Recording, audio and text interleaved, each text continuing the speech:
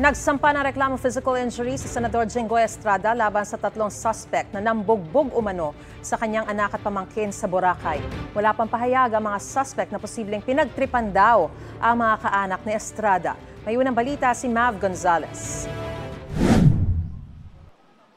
Nagbabakasyon sa Boracay ang anak at pamangkin ni Senate President Pro Tempore Jinggoy Estrada nang mapagtripan at bugbugin umano ng mga residente. Ayon sa senador, pauwi na galing sa isang bar ang anak niyang si Julian Ejercito at pamangking si Jefferely Vitug nang atakihin ng 3 sospek mula sa likod.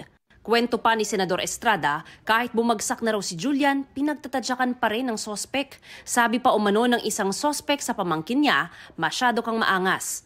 Ayon sa Malay Police, galing sa parehong bar ang mga sospek at mga biktima. Nasa 50 metro pa lang daw ang nalalakad ng mga biktima nang mangyari ang pag-atake. According to the witnesses, talagang from na naglalakad po yung ating mga victims, sinundan po ng ating mga suspect.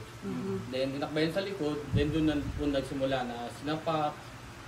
Doon po yung mauling incident. According po sa victim mismo, sabi niya po na kung hindi dumating agad ang pulis, baka mas lumala pa yung pangbubugbog. Dahil yung witnesses po na nakuha na nag-appear po dito, sila po yung sumigaw ng pulis.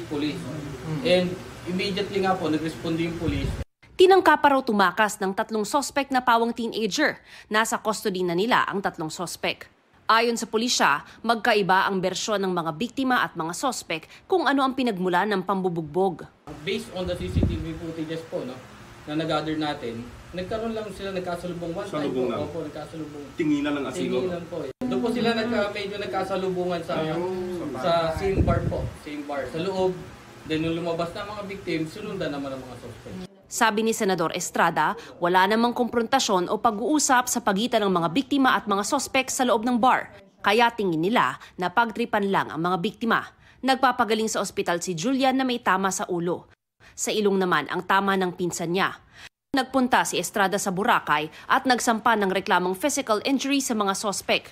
Aniya, walang magulang o kaanak na gustong mabiktima ng walang saysay na pananakit ang mahal niya sa buhay sa isang lugar na dapat ligtas. Umaasa raw si Estrada na iimbestigahan itong mabuti ng mga otoridad para makamit ang hustisya.